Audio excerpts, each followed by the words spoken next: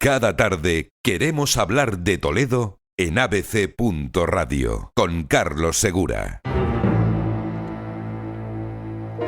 Gonzalo Rodríguez, Julio César Pantoja, muy buenas. Muy buenas tardes, ¿qué tal? Buenas tardes. Bienvenidos de nuevo a Queremos Hablar de Toledo. Llegáis justito, pues prácticamente como quien dice, estáis recién aterrizados del Escorial, donde este fin de semana tenéis esa primera ruta por la Iberia Mágica. ¿Qué tal ha ido todo? Maravilloso. Hemos estado con Juan Ignacio Cuesta conociendo los misterios y secretos del monasterio del Escorial, toda la tradición mágica que se condensó en ese edificio, en su construcción, en el propio emplazamiento del lugar, y la verdad es que ha sido una de las excursiones más interesantes que nosotros hemos podido hacer. Hoy tenemos otro tema preparado. La semana pasada hablábamos de esa ruta. Seguiremos hablando para todos los que nos seguís a través de abc.radio Toledo y que os gusta el misterio de otras rutas que se hagan por el resto de España en cuanto vayan naciendo y creándose, etcétera, etcétera. Pero hoy vamos a hablar de un tema de misterio, de uno de los clásicos internacionales, yo creo que del misterio, como puede ser el hombre lobo. Efectivamente, la figura del hombre lobo ya es un clásico universal de la cultura occidental, que bueno, pues gracias al cine se ha expandido por todos los lugares del orbe conocido, y que sin embargo, más allá de lo que sería el hombre lobo cinematográfico, detrás hay todo un trasfondo antropológico fascinante que vamos a intentar transmitir a los oyentes. Ahí está, nuestro hombre lobo, el de la radio, del estudio de abc.radio Toledo. Es una leyenda, pero ¿tiene algo de realidad, Julio? Pues según como lo queramos ver, desde el punto de vista de lo mitológico, evidentemente conecta con la parte más irracional, más instintiva del hombre. Estaríamos hablando de la conexión con lo atávico. El hombre tiene una parte espiritual, pero también le puede perder esa parte más animal. Entonces estaríamos hablando de una especie de degradación, entre comillas, de la naturaleza humana que se aproxima más a la fiereza de un animal tan importante como el lobo, porque el lobo además se ha considerado como tanto temido como por otro lado incluso protector o sagrado. Ajá. Por lo tanto es un animal considerado para la antropología un animal totémico, en el sentido de que es un símbolo de naturaleza, de libertad, también incluso de todo lo que tiene que ver con el grupo, ¿no? De unidad en grupo, y evidentemente pues tiene sus connotaciones positivas y negativas. Hasta hace relativamente poco en España, desgraciadamente, el lobo siempre ha tenido ese marchamo un poco de negatividad, de agresividad, de atacar incluso al propio hombre. Ya, es una leyenda que nace ¿por qué? ¿Qué conocéis de los orígenes de esta leyenda? Vamos a ver, el origen antropológico del mito del hombre lobo hay que rastrearlo en las postrimerías de la Edad del Bronce. Para que se hagan una idea los que nos estén oyendo, pocos siglos antes del año 1000 a.C., en el ámbito indoeuropeo, en el ámbito de la Europa aria o la Europa indoeuropea, se generan una serie de prácticas rituales para propiciar que el guerrero adquiera las facultades propias de una bestia salvaje. Muy posiblemente este tipo de rituales propiciatorios de esa ferocidad guerrera podrían rastrearse incluso más atrás y estar asociados a prácticas mágicas de la prehistoria, en las cuales el cazador pretende adquirir las facultades del gran depredador, ya sea el lobo o el oso. ¿Qué ocurre? Que durante la Edad del Bronce y luego ya durante la primera Edad del Hierro, este tipo de prácticas acaban asociándose a lo que se conoce como las Mannerbund o cofradías guerreras, instituciones dedicadas a la guerra pero con un marcado carácter espiritual, iniciático y mágico, de tal manera que los mejores guerreros de esa cofradía, a través de un rito, adquirían la facultad de la ferocidad, de lo que los romanos llamaban el furor. Esto se ha estudiado con profundidad en el mundo celta y en el mundo germánico. Tanto así que el hombre lobo por excelencia de la cultura germánica sería el guerrero berserk, el guerrero oso o el guerrero lobo de la mitología escandinava. Un guerrero que antes de entrar en combate es capaz de despertar en sí una especie de frenesí asesino irrefrenable que le hace abalanzarse contra sus enemigos con aullidos, con rugidos, echando espumarajos por la boca, y según tanto las sagas vikingas como las propias fuentes romanas de muchos siglos antes, transmiten la idea de que frente al guerrero lobo, frente al guerrero berserk, su víctima sufre una especie de miedo paralizante que le impide hacer frente a este guerrero y que entonces cae bajo su hacha o bajo la espada de este guerrero poseído por el furor del lobo. Este sería el origen histórico y antropológico del mito del hombre lobo. Luego hay que entender que conforme estas prácticas rituales de la Edad del Hierro y de la Edad del Bronce van desapareciendo y se van degradando, se incorporan entonces como folclore, como leyenda, en la cultura popular. Y es entonces que empiezan a aparecer las leyendas más antiguas que hay en Europa sobre hombres lobo, en las cuales se nos habla de jóvenes que se ponen un cinturón hecho con piel de lobo y esa misma noche se convierten en un lobo. O también esas leyendas que se dan en Francia sobre una bruja que posee un ungüento hecho con grasa de lobo, que si te lo untas en la piel una noche de luna llena, te conviertes en hombre lobo. Posiblemente estas leyendas, este folclore ya popular, este folclore ya rural, nos está llegando como un residuo degradado que hace la cultura popular de una práctica ancestral de alto carácter mágico, que sería el ritual de la licantropía guerrera, del guerrero berserk que he mencionado antes. Ajá. El hombre lobo, que como conocemos a través del cine, se convierte en hombre lobo, es una persona normal, se convierte cuando hay luna llena. ¿Por qué la luna llena? ¿Sabéis si tiene algún significado especial? ¿Por qué se metió en esta leyenda? Lo que tiene que ver con la luna llena y con la noche tiene que ver con que las prácticas de las cofradías guerreras, de las Mannerbund, se desarrollaban en un universo simbólico muy importante, que era la noche, el plenilunio, el derramamiento de sangre, la danza ritual, la ingestión de alguna planta o de alguna droga que en teoría favorecía el estado berserk, el estado del guerrero lobo. Y en este sentido, todo ese universo simbólico de la cofradía guerrera es el que después se incorpora a la leyenda y al folclore popular con el elemento de la luna llena que convierte en lobo a la persona que es víctima de esta maldición, o incluso la idea de la plata. La plata es el metal asociado a la luna y a partir de ahí la plata como el elemento capaz de poner fin a la vida del hombre lobo.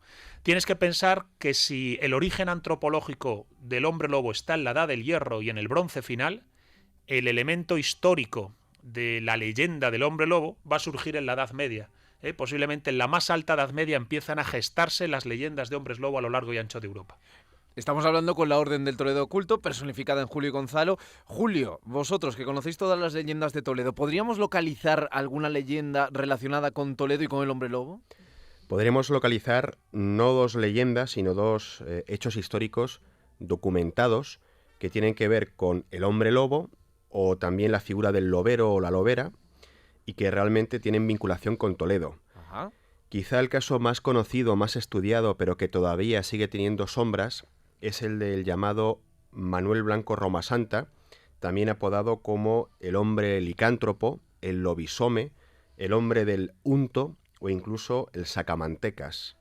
Es un personaje, como digo, histórico, real. Nace en 1809 en Galicia, en una aldea llamada Regueiro, y realmente cuando fallece su esposa empieza a realizar trabajos de vendedor ambulante y sobre todo para guiar a mujeres y a niños, nunca a hombres, en las espesuras de los bosques gallegos. Hace una especie de guía por esas espesuras para poder transportar mercancía y personas, ¿no? Bueno, pues a partir de este momento empiezan a desaparecer esas mujeres y esos niños, en un total de 9 personas. Este señor, Manuel Blanco Romasanta, sintiéndose un poco acosado, hace un viaje hacia Castilla, está realizando una serie de trabajos agrícolas en la población de Nombela, provincia de Toledo. Aquí es reconocido por uno de sus paisanos y es detenido.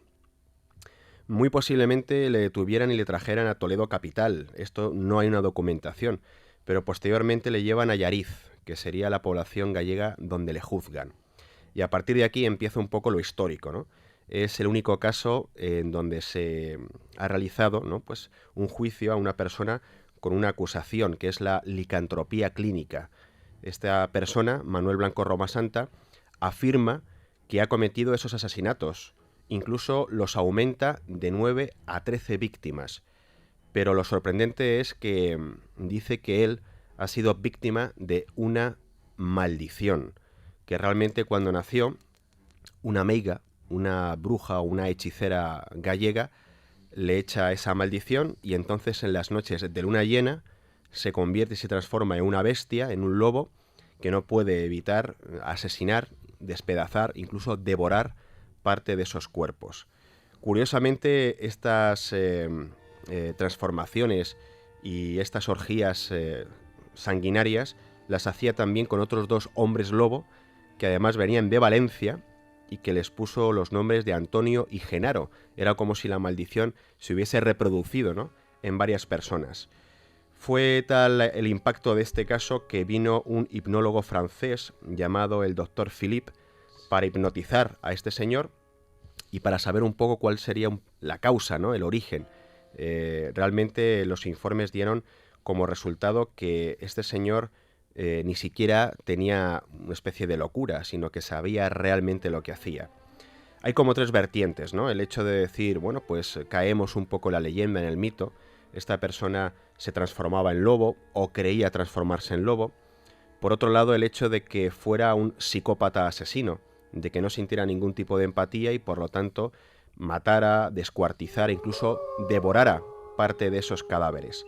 Pero incluso hay una tercera vía, que es el hombre del unto, porque además Manuel Blanco Romasanta era pues bastante estaba acostumbrado a comprar y a vender muchísimos materiales en los mercados, ¿no? Y uno de esos elementos que vendía era una especie de ungüento, de crema, de pomada, que decían que era grasa humana. Y estamos en el siglo XIX y no olvidemos que incluso la gente de la aristocracia pagaba grandes cantidades de dinero porque pensaba que la grasa humana, sobre todo de mujeres y de niños, cuanto más inocente la víctima, más pureza tenía esa grasa humana, podía tener facultades de elixir de eterna juventud, no solamente la grasa, sino también la sangre. Por lo tanto, también hay una especie de vía que dice que este señor lo que hacía era asesinar para conseguir grandes cantidades de dinero vendiendo tanto la sangre y sobre todo lo que era la grasa humana. Nos decía Julio, Gonzalo, que hay 2 leyendas, una es esta, pero la otra relacionada con Toledo a la que se refería Julio, ¿cuál es, Gonzalo? Es la historia de Ana la Lobera. A mí me parece que este es un caso interesantísimo, pues en él lo que vamos a encontrar es una mujer que dice dirigir una manada de lobos. Una manada de lobos que responde a sus órdenes y que ataca a los rebaños. Lo interesante del caso de Ana la Lobera es que se juzgó en la propia ciudad de Toledo, y Julio tiene los datos, los ha estado trabajando esta misma tarde. En 1648 la Inquisición de Toledo juzga a Ana María García la Lobera. Esta señora no viene de Galicia como nuestro anterior personaje, sino de Asturias, de una población llamada Llanes. Y esta mujer recibe una especie de conjuro por una gran bruja llamada Catalina González, justamente in articulo mortis antes de morir, y le da un conjuro y un sayal, un conjuro para invocar a 7 lobos, que serían 7 demonios, y un sayal, una especie de abrigo que se tiene que poner para protegerse de los mismos. Ajá. Entonces esta señora de Asturias viene a Toledo, está también muy próxima a la población, la ciudad de Toledo, en poblaciones de la provincia, relacionada también con los trashumantes, con la ganadería, y se sabe que pues ella invocaba con ese sortilegio, venían siempre 7 lobos, que eran de 7 colores diferentes, y podía mandar atacar a cualquier persona que a la vez le hubiera hecho algún tipo de daño. Ella dominaba a los lobos. Ella dominaba a los 2 lobos, no se transformaba en mujer lobo en este caso, sino que tenía la capacidad de someterlos, dominarlos y hacer de ellos pues prácticamente una especie de ejército de las tinieblas. ¿Cómo acabó esta mujer? Esta mujer acabó en la Inquisición de Toledo y la pena fue adjurar de levi, 4 meses de, entre comillas, servicios sociales, tendríamos que llamar hoy en día, ¿no?, en un hospital, y 200 latigazos. Entonces esta señora posteriormente volvió a sus tierras asturianas y es realmente interesante porque fíjate que hace un pacto con el diablo, ¿no? Hay varias acusaciones, en la Inquisición de Toledo hay una especie de gran archivo, ¿no? Hay 11 acusaciones, pero quizá la más impactante y la más importante es que hace un pacto diabólico. Entonces, cuando hace ese pacto, describe al diablo como una sombra densa y oscura, que también toma forma de un caballero con un sombrero, y que no le vende su alma a cambio de esos favores, sino que le vende su brazo derecho. no es que tuviese justamente que darle físicamente el brazo derecho, sino que esta persona, igual que la gran mayoría, ¿no? Pues al ser diestros, todo lo que haría a partir de ese momento estaría guiado por las influencias satánicas. Increíbles las leyendas, increíble la forma que tenéis de contarlas y sobre todo de relacionarlas con la ciudad en la que estamos, con Toledo, cómo sabéis, cómo las domináis y cómo os documentáis. Simplemente decir, acabando este capítulo de los hombres lobo, que igual nos da para más, igual nos da para otro capítulo aquí en abc.radio, contar que estáis en paseostoledomágico.eso.com, que ahí se puede ver las actividades que hacéis y además las que habéis extrapolado al resto de España, rutasiberiamágica.es. Así es. Efectivamente. Lo he dicho bien esta semana. Perfecto. Efectivamente. El misterio, el halo del misterio del hombre lobo me ha ayudado. Menos mal que todavía queda mucho para la luna llena próxima que acaba de pasar, la última. Gracias, Julio César Pantoja, Gonzalo Rodríguez. Hasta la Gracias semana que a ti. viene. Gracias, Carlos.